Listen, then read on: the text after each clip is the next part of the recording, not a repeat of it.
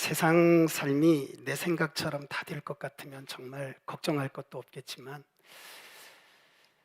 이상하게 내가 생각한 것과 전혀 다른 상황들이 펼쳐지고 또 전혀 원하지 않는 일들이 우리의 삶에 닥치기 때문에 사람들은 힘들어하기도 하고, 그래서 참 사는 게 어렵다라는 표현들을 사용하십니다.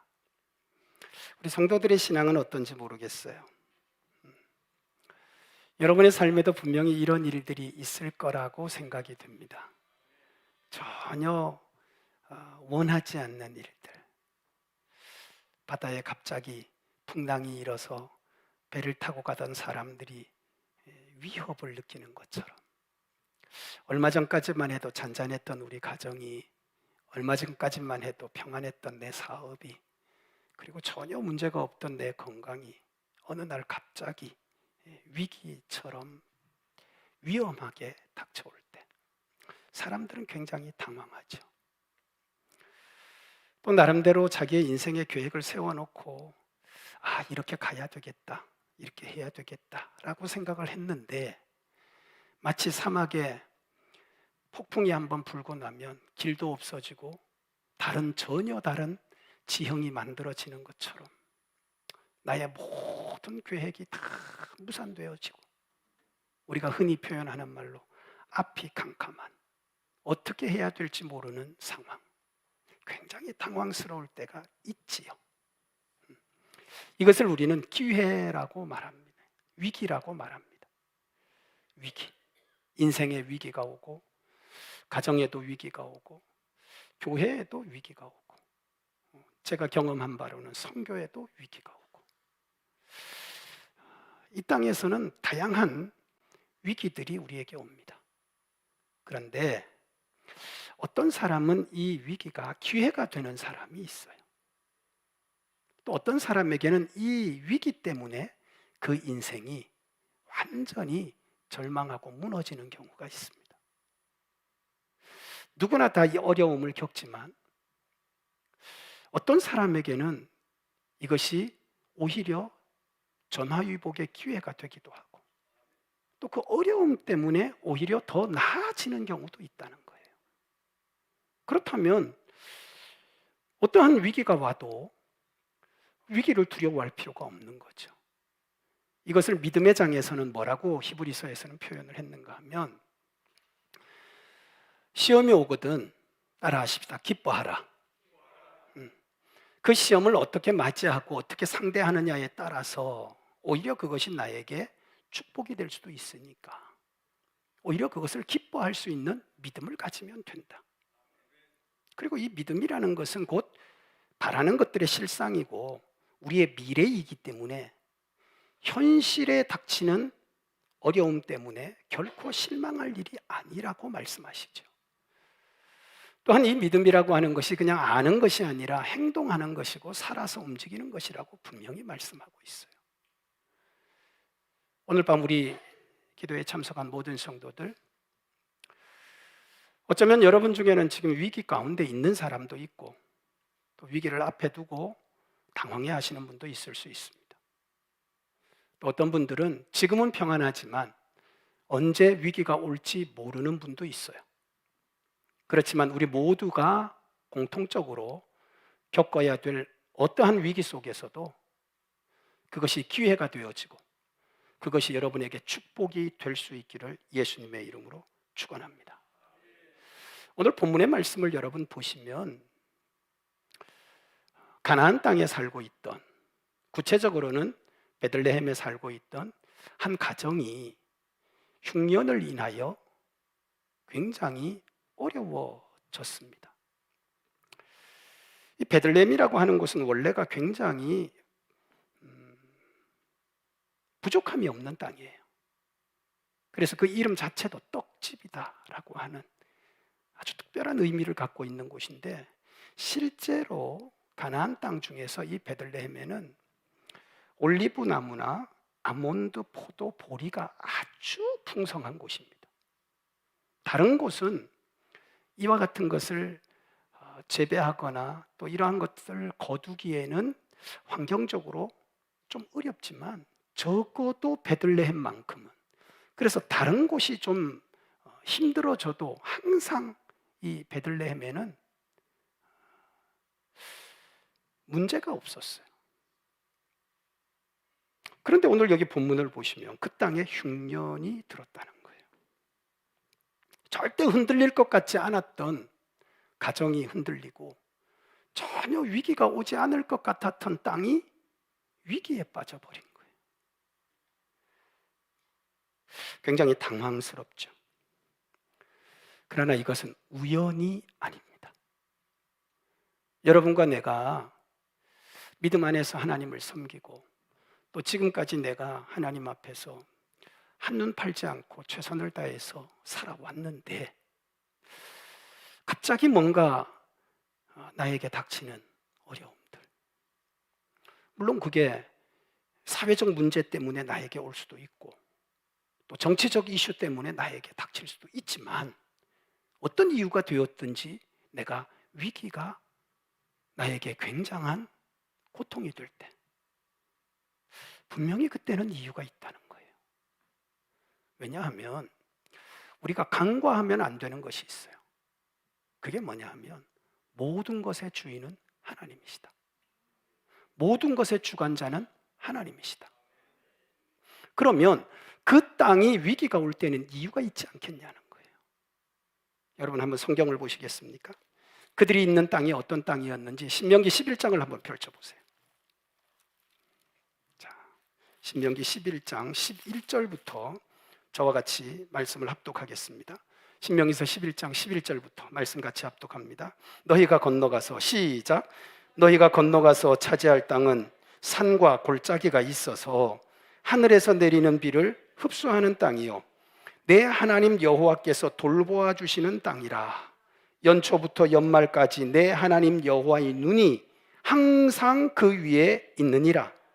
내가 오늘 너희에게 명하는 내 명령을 너희가 만일 청종하고 너희의 하나님 여호와를 사랑하여 마음을 다하고 뜻을 다하여 섬기면 여호와께서 너희 땅에 이른비 느른비를 적당한 때에 내리시리니 너희가 곡식과 포도주와 기름을 얻을 것이요 또 가축을 위하여 들에 풀이 나게 하시리니 내가 먹고 배부를 것이라. 너희는 스스로 삼가하라. 두렵건대 마음에 미혹하여 돌이켜 다른 신을 섬기며 그것에게 절함으로 여호와께서 너희에게 진노하사 하늘을 닫아 비를 내리지 아니하여 땅이 소산을 내지 않게 하심으로 너희가 여호와께서 주신 아름다운 땅에서 속히 멸망할까 하노라. 아멘. 자, 오늘 말씀을 보면 가나안 땅은 하나님이 주신 땅입니다. 그리고 그 땅은 항상 하나님의 눈이 있습니다. 이것은 하나님이 그 땅과 그 땅에 사는 이스라엘 백성들을 늘 살피신다는 뜻입니다. 그리고 그들에게 때를 따라 비를 주신다는 거예요. 이른 비도 내리시고 늦은 비도 주신다. 아시죠? 이른 비를 주어야 곡식을 뿌릴 수 있습니다. 이 곡식이 자라서 마지막 추수하고 결실을 할 때에는 늦은 비를 주어야 풍성한 것을 거둘 수 있습니다. 그 땅은 비가 내리면 다 흡수해버리는 땅이기 때문에 하나님이 때를 따라 내리지 않으시면 그 땅에는 얻을 것이 없어요. 그러나 하나님이 그들에게 보장을 해주세요. 이 땅이 풍성하고 그곳에 너희가 기르는 모든 가축들이 넉넉하게 먹을 수 있는 모든 풀에 은혜를 주겠다. 그 은혜가 뭐냐 하면 여호와를 사랑하고 따라하십시다. 마음을 다하고 뜻을 다하여 섬겨야 된다. 하나님을 온전히 섬기기만 하면 하나님이 이 모든 것에 복을 주시겠다. 그래서 지금 베들레헴이라고 하는 곳은 그 은혜 가운데 부족함이 없이 살았어요. 그런데 지금 그들에게 어려움이 닥쳤어요. 우연이 아니죠. 도저히 살 수 없어서 그들이 다른 땅으로 내려가야 될 만큼, 식량이 없어서 더 이상 버틸 수 없을 만큼 그들의 삶에 어려움이 왔다는 건 엄청난 위기가 있는 거예요. 그런데 이것을 단적으로 오늘 여기 본문은 뭐라고 표현을 하고 있는가 하면 이렇게 말씀하고 있어요. 사사들이 치리하던 때다. 1절에 보면 사사들이 치리하던 때다. 사사들이 치리하던 그때가 언젠가요? 사사기 17장 6절의 말씀을 보면 사사들이 치리할 때는 왕이 없었어요. 그러니까 그들이 자기 소견에 옳은 대로 행하였던 거예요. 더욱이 사사시대에는 하나님의 말씀이 굉장히 귀했어요. 선지자도 없었고 그들이 하나님의 말씀이 없이 그냥 자기들의 소견에 옳은 대로 행하였단 말이에요. 그때 그 땅에 기근이 왔다는 것은 바꾸어 말하면 그들이 하나님의 말씀을 붙들고 살지도 않았고 하나님의 뜻이 무엇인지를 그들이 찾지도 않았고 그냥 자기 생각에 좋은 대로 그냥 자기 주장에 옳은 대로 행동하고 살았다는 거예요. 그러니까 하나님이 하늘을 닫고 그 땅에 지금 어려움을 주신 거죠. 그러나 사실은 그들이 인정해야 할 것이 있었어요. 그게 뭐냐 하면 계속 반복되는 거예요. 이 땅에서 너희가 되는 모든 것은 하나님이 주신 것임을 그들이 인정을 해야 되고 보이지는 않지만 하나님이 주관자이고 그들의 참된 왕이심을 그들이 인정해야 됐던 거죠. 그래서 늘 하나님을 섬겨야 했던 거예요. 아무리 자기 생각대로 행한다고 하지만 하나님을 섬겨야 됐던 거예요. 그런데 그들 땅에 어려움이 왔다는 것은 그들이 뜻을 다하여 하나님을 섬기지 않았다는 거죠. 그리고 하나님을 사랑하지 않았다는 거예요.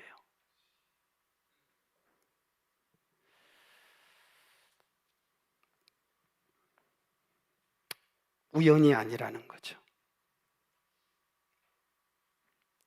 하나님이 이렇게 하실 때에는 위기가 올 때에는 분명히 하나님은 두 가지의 뜻이 있습니다. 하나는 그것을 통하여 깨달아 돌이키게 하시려고. 그리고 또 하나는 하나님의 징계죠. 우리가 어려움을 당했지만 책망을 듣고 회개했던 다윗을 보면 하나님은 선지자를 통하여 그의 잘못을 책망했지만 그가 돌이켜서 하나님의 은혜를 받았어요. 이게 하나님의 마음이죠. 이게 하나님의 마음이죠. 따라하십시다. 하나님은 택한 사람을 절대 사랑하신다. 하나님은 믿음의 가정을 절대 사랑하신다. 그렇습니다. 절대 사랑하십니다. 그래서 하나님은 우리가 혹여 하나님 앞에서 또 믿음의 삶을 살면서 나도 모르게 하나님 앞에서 하나님이 없는 그야말로 내 생각대로 행한 것이 있을 때 이런 어려움을 통해서 또 내 삶이 바르게 오기를 원하시는 하나님의 뜻이 있는 것입니다. 이것이 정말 우리에게 중요한 것이죠. 그래서 어려울수록, 그래서 힘들수록 어떻게 행동하는가가 중요합니다. 우연히 그런 일은 없습니다. 어쩌다 그런 일은 없습니다. 분명한 하나님의 목적이 있습니다. 그래서 이럴 때 어떻게 할까? 근데 안타까운 건 대부분의 사람들이 이럴 때 눈앞이 캄캄해서 분별력이 없어집니다. 오늘 우리가 하나님 앞에 이렇게 말씀을 듣는 것은 누구나 닥칠 수 있는 어려움이지만 우리는 따라하십시다. 정신을 차리고 은혜를 받고 위기가 기회가 되게 해야 된다. 옛날 어른들이 이렇게 얘기했어요. 호랑이한테 잡혀가도 정신만 바짝 차리면 산다고 했어요. 근데 성도들도 이런 위기가 딱 오고 어려움이 오면 정신을 바짝 차려야 되는데 보통 성도들도 이 앞이 캄캄해지면서 왜 이런 일이 생겼는지 하나님을 생각하지 않고 일단 왜 이런 일이 생겼는지에 사람을 생각합니다. 누구 때문에? 그리고 환경을 생각합니다. 환경. 그러니까 모든 책임을 자기를 돌아보는 시간으로 삼는 게 아니라 남의 탓을 한다는 거예요.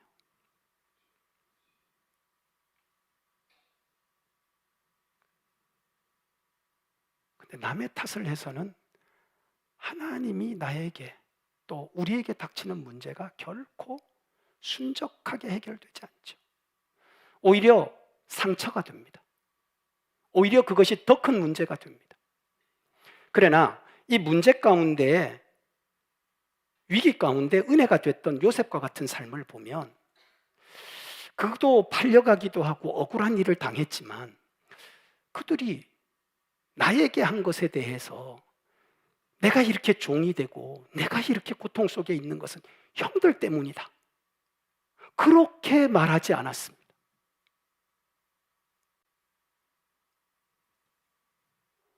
내가 보디발의 아내에게 억울함을 당해서 내가 감옥에 왔다, 그렇게 하지 않았습니다. 우리가 알고 있는 것처럼 요셉은 누구를 생각했느냐? 하나님이 그에게 주셨던 비전을 생각했습니다. 하나님이 어릴 때 그에게 주셨던, 그에게 보여주셨던 바로 그 환상,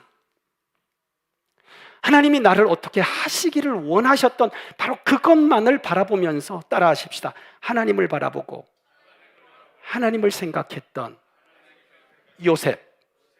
오늘 여러분과 나도 하나님을 생각할 수 있기를 주님의 이름으로 축원합니다. 하나님을 생각하셔야 됩니다. 오늘 여기 엘리멜렉, 그 이름이 엘리멜렉이에요. 베들레헴에 기근이 들어서 자기 가정을 다 데리고 애굽으로 내려갔던 가장의 이름이 엘리멜렉입니다. 가장이니까 책임감이 있었겠죠. 우리 가정이 이대로 굶어 죽을 수는 없다. 물론 충분히 우리가 이해할 수 있는 부분입니다. 그래서 우리가 먹고 살 수 있는 곳이 어디냐? 보니까 애굽은 괜찮단 말이죠. 그럼 우리 저기 내려가서 살자. 모압 땅. 저기는 괜찮아. 그러니까 우리 저기 내려가서 살자라고 내려갔던 겁니다. 그렇지만 그의 그 어려움 가운데, 이 결정 가운데 하나님은 없었어요. 동일한 사건이 창세기 12장에 나옵니다. 하나님의 부르심을 받았던 아브라함, 그래서 그가 결단을 하고 본토 친척 아비집도 떠났고 말씀을 따라서 가나안까지 갔잖아요. 대단한 믿음이죠. 대단한 헌신입니다. 그에게는 하나님의 큰 계획이 있었어요. 그런데 이 창세기 12장 15절로 가보면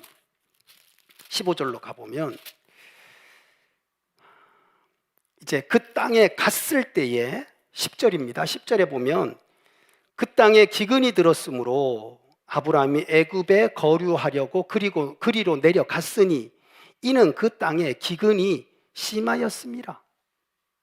이렇게 말씀을 따라서 순종해서 갔는데 그 땅이 지금 기근이 들은 거예요. 그러면 왜 기근이 들었는지, 도대체 하나님이 원하는 게 뭔지, 내가 지금까지 말씀으로 여기까지 왔는데 그럼 하나님 앞에, 하나님 왜 이렇지요? 어떻게 해야 됩니까? 라고 하나님 앞에 한마디라도 물어봐야 되잖아요. 그런데 아브라함도 역시 위기가 탁 닥치니까 앞이 캄캄해지면서, 야, 우리 살아야 되는데 이 땅에서는 못 살겠다. 기근이 들어 먼지가 펄펄 날리고 거둘 수 있는 게, 먹을 게 하나도 없어. 근데 애굽을 보니까 풍성해. 내려가자. 물어보지도 않고 내려가 버립니다. 그리고 위기를 만나죠. 큰 위기를 만납니다. 바로의 고관들도 누구를 봤느냐? 아브라함의 아내를 본 거예요. 그의 아내 사레가 얼마나 예쁜지 그 여인을 바로의 궁으로 끌고 간 거예요. 그리고는 바로가 그로 말미암아 아브라함을 막 돈도 주고, 여기 보면 양, 노비, 암수, 나귀, 낙타를 다 준 거예요. 그리고는 어떻게 해요? 아브라함의 아내를 뺏은 거지, 왕이. 돈 주고 그냥 뺏어버린 거예요. 기근이 들어서 내려갔는데 먹고 살라고 내려갔다가 부인을 뺏겨버린 거예요.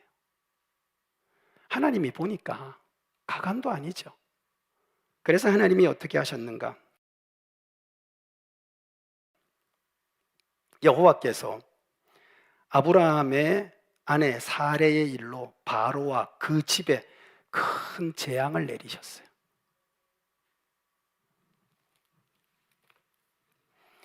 아브라함 같은 믿음의 사람도요, 위기가 딱 닥치니까 이렇게 행동을 합니다.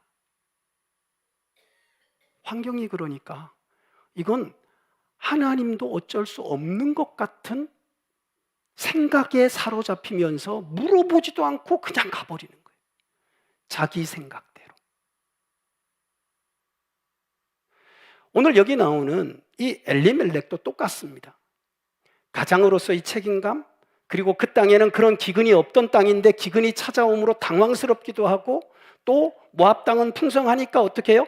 자기 생각에 내려가면 살 것 같고 될 것 같으니까 하나님 앞에 물어보지도 않고 내려갔어요. 그런데 우리 성경을 보면 10년이 지난 뒤에 그 가정을 이렇게 표현하고 있어요. 남자들은 다 세상을 떠났고 엘리멜렉의 아내가 되는 나오미, 그리고 두 며느리만 남았더라. 아브라함 내려가더니 자기 아내를 바로 왕에게 뺏겼더라. 심각한 일이죠. 심각한 일이에요.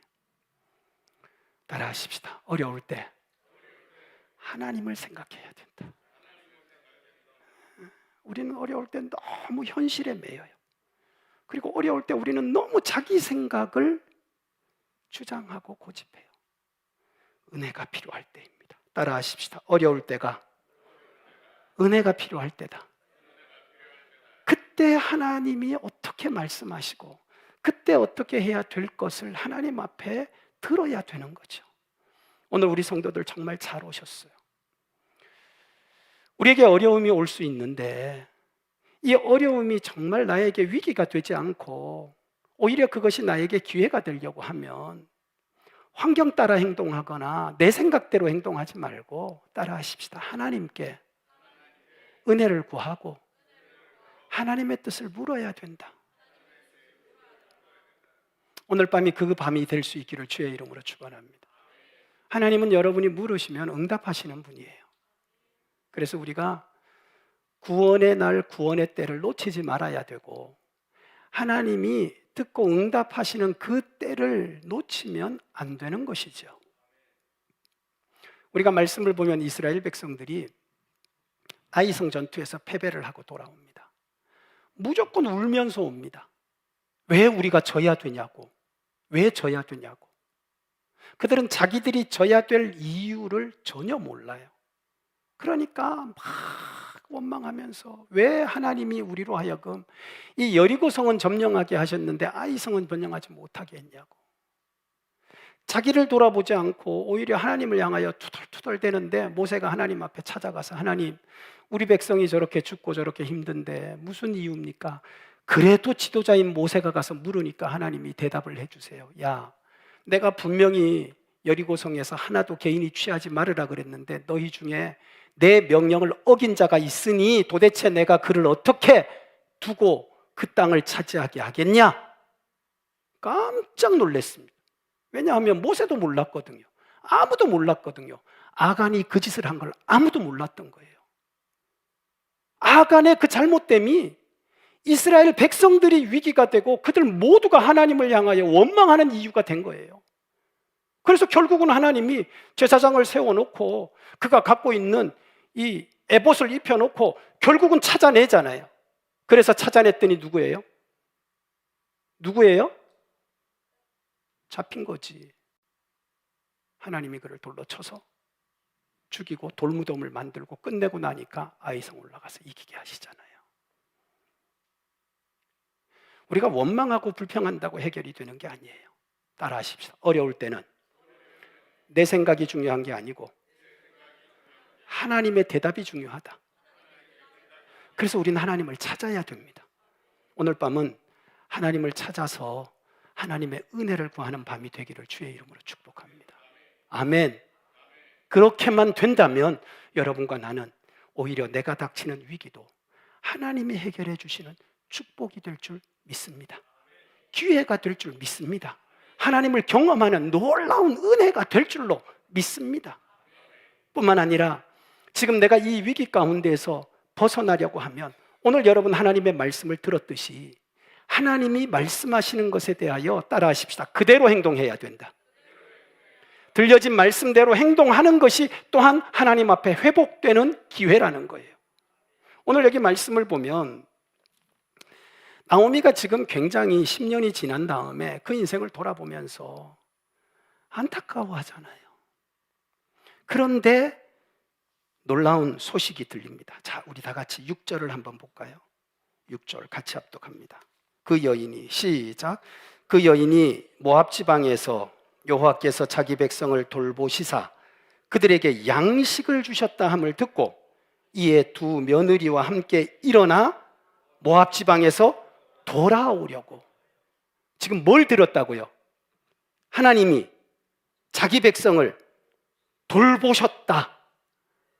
그 전에 기근은 그들이 자기 생각대로 했으므로 하나님이 그들을 돌이키고자 하셨는데 그 말은 돌이켜졌다는 말이잖아요. 그들이 하나님 앞에서 자기의 삶을 돌이켰다는 거잖아요. 주관자가 하나님이심을 믿습니까? 하나님이 그냥 그렇게 하신 게 아니죠. 여러분 아시잖아요. 다시 회복되는 과정 속에 누구를 만나냐? 보아스를 만나는데 보아스는 믿음의 사람이고 신실한 사람이잖아요. 그 땅에서 신실함이 다시 회복되었을 때 하나님이 그 땅에 은혜를 주셨다는 거예요. 그리고 그 소식을 들었어요. 그러면 어떻게 해야 돼요? 더 이상 모압에 머물 이유가 없는 거예요. 은혜 주시는 곳으로 가야지요. 그들이 하나님을 떠났고 하나님 백성들과 함께 할 수 없는 모압 땅에 갔다가 이 어려움을 당했지만 하나님이 그 땅에 다시 은혜를 주셨다고 할 때에는 그곳으로 가야 하는 거죠. 이 결단이 필요한 거예요. 따라하십시다. 은혜가 있는 곳에 가야 된다. 여러분 오늘 기도의 자리는 정말 잘 오신 거죠. 예배의 자리는 꼭 와야 되는 자리입니다. 우리가 세상에 은혜가 있는 게 아닙니다. 내가 고민하고 막 앉아 있다고 해서 하나님이 은혜를 저절로 주시는 게 절대 아닙니다. 따라하십시다. 약속한 곳에 와야 된다. 역사하는 곳에 와야 된다. 지금 베들레헴으로 올라가려고 했던 이유는 다른 게 아니에요. 여호와께서 자기 백성을 돌보시고 또 자기 백성에게 은혜를 주셨다는 말을 지금 들은 거예요. 그러니까 믿음의 사람 나오미가 어떻게 하는가 하면 벌떡 일어나서 더 이상 여기 있을 이유가 없으니까 나는 가겠다라고 한 거예요. 계속 그 자리에 머물러서는 결코 회복되지 않습니다.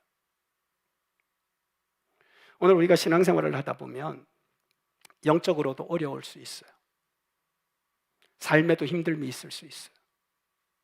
그냥 앉아 있으면 죽어요. 그 자리는 죽음의 자리예요. 하나님도 없는 자리고 그 자리는 세상인데, 하지만 하나님이 은혜를 주신다 하는 그곳으로 일어나서 가면 따라하십시다. 회복된다. 아버지를 떠났던 당자가 자기 마음대로 하다가 다 탕진했잖아요. 돼지가 먹는 그 쥐엄 열매, 그 삶아서 먹는 거, 그 콩깍지 비슷한 거, 그거 같이 먹고 살아야 될 만큼 줄임배를 끌어안고 고통 가운데 있다가 아버지의 집을 생각해요. 그리고 이렇게 말하죠. 내가 여기에 가만히 있다가는 굶어 죽겠다. 아버지 집에는 너무나 풍성한 게 있는데 아버지가 나를 아들 취급 안 해도 난 거기 가야 되겠다. 왜? 거기에 모든 것이 있으니까. 결국 그 아들 결단하잖아요. 아버지가 나를 종으로 대해도 괜찮다. 여기보단 낫지 않겠냐. 벌떡 일어나서 아버지를 찾아갑니다. 아버지가 기쁘게 맞이하였고 그 아들을 회복시켜 주죠. 잔치를 벌입니다. 죽었던 아들이 살아왔다고. 여러분과 내가 믿음의 삶이 항상 좋은 상황이면 좋겠지만 그렇지 않을 수 있어요. 그러나 하나님은 항상 기다리세요. 항상 기다리세요. 오늘도 하나님은 기다리십니다. 하나님 만나시기를 축원합니다. 기도의 자리는 하나님을 대면하는 자리예요. 살아계신 하나님, 애굽의 이스라엘 백성들의 신음을 들으셨던 하나님, 지금도 나의 간구를 들으시는 하나님. 우리는 오늘 하나님 앞에 은혜를 구하는 기도자로 섰습니다. 하나님이 아니면 회복할 수 없어요. 하나님이 그 땅에 비를 주셔야 그 땅은 열매를 맺는 땅이에요. 우리 가정요, 하나님이 집을 세워주셔야 돼요. 하나님이 지켜주셔야 돼요. 우리 생명이 뭐라고요? 생명은 아침 안개와 같다고 말씀하셨고, 우리 인생의 잘됨은 들에 핀 꽃과 같다고 말씀하셨어요. 모든 것이 하나님 손안에서 있는 것일 뿐 아니라 하나님이 해주셔야 우리의 인생이 달라지는 거예요. 나오미가 일어나서 베들레헴으로 갑니다. 하나님의 은혜가 임한 줄 믿습니다. 모든 것이 회복된 줄 믿습니다. 그런데 오늘 여기 본문을 보면서 안타까운 게 하나 있습니다. 여러분 성경 한번 보시겠어요? 10절을 한번 같이 합독하겠습니다. 시작. 나오미에게 이르되 아니니이다. 우리는 어머니와 함께 어머니의 백성에게로 돌아가겠나이다 하는지라. 여기 지금 복수형으로 되어 있죠. 우리, 그 우리가 누굴까요? 두 며느리입니다. 두 며느리. 그런데 두 며느리 중에 룻만 은혜를 받습니다. 왜요? 룻은 어머니가 섬기는 하나님, 나도 그 하나님에 대해 들었는데 나도 그 하나님을 섬기고 나도 그 하나님의 말씀대로 살기를 원합니다. 그래서 그가 결단하고 어머니와 같이 떠났던 그 길을 계속 갔기 때문입니다. 그러나 또 한 며느리는요, 같이 출발했지만 다시 너 집으로 가라고 할 때 생각해 보니 아무 연고도 없는 곳에 가서 그 고생하고 어떻게 될지도 모르는 곳에 사느니 차라리 내 집으로 돌아가서 편하게 사는 게 낫겠다. 하나님을 생각하지 못했던 또 한 며느리는 결국은 그 이후로 그의 삶에 대한 어떤 것도 없습니다. 하지만 하나님을 생각하고 나오미와 함께 베들레헴으로 올라왔던 룻, 그는 하나님의 사람이었던 믿음의 사람 보아스를 만납니다. 그리고 그 인생이 풀리기 시작합니다. 그리고 그가 예수 그리스도가 이 땅에 나는 가문의 어머니가 됩니다. 다윗의 조상이 됩니다. 이 은혜가 하나님의 은혜입니다. 왜냐하면 그는 하나님을 섬기기로 결단하고 비록 이방 여자였지만 나오미와 함께 하나님이 은혜 주시는 베들레헴으로 올라왔기 때문입니다. 오늘 너무나 많은 사람들이 믿음으로 산다고 하면서 말과 행동이 전혀 다른 경우가 있어요. 말은 그렇게 하겠다고 해놓고 행동은 그렇게 하지 않는 어머니를 떠났던 여인과 같은 삶을 살아요. 그런가 하면 어떤 사람은 내가 결단하고 같이 일어나 떠났던 것처럼 그래서 하나님 앞에 사는 삶을 사는 사람이 있어요. 그는 분명히 동일한 위기 가운데에서 출발했지만 한 사람은 은혜의 삶이 펼쳐졌고 한 사람은 더 이상의 말이 없습니다. 오늘 예배에 나온 우리 성도들, 여러분의 삶은 룻과 같은 은혜의 삶이 될 수 있기를 주의 이름으로 축원합니다. 따라하십시다. 하나님 앞으로 나오면, 하나님께로 돌아오면 회복시키시는 은혜가 있고 귀하게 쓰시는 은혜가 있다.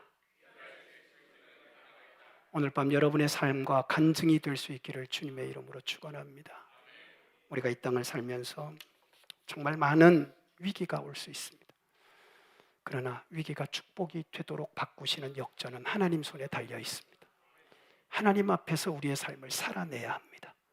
보이는 것에 매이지 마시고, 그래서 당장의 내 생각 때문에 하나님을 떠나거나 믿음의 흔들림이 없기를 주의 이름으로 축원합니다.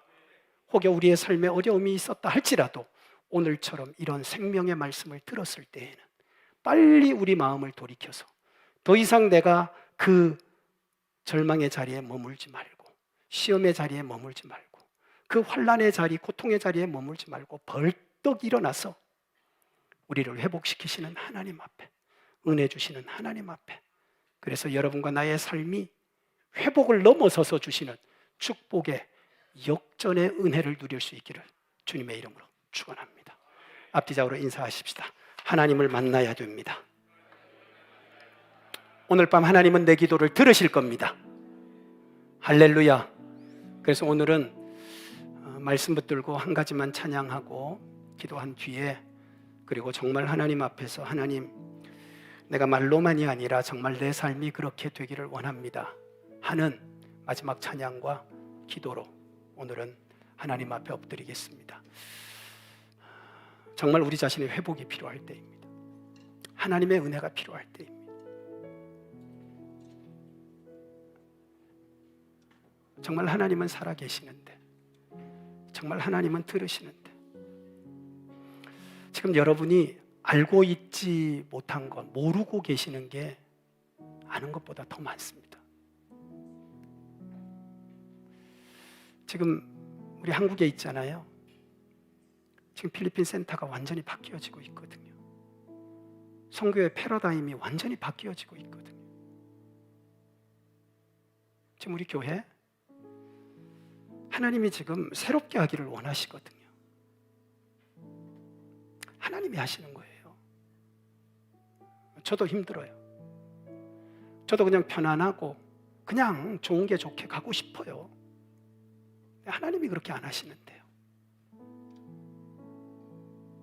우린 하나님 앞에 엎드려야 되고, 우리의 작은 신음에도 가장 좋은 것으로 대답하시고, 나의 그 간절함을 절대 외면하지 않으시는 하나님. 그래서 우리 오늘 말씀을 붙들고 오늘은 같이 먼저 기도하기를 원합니다.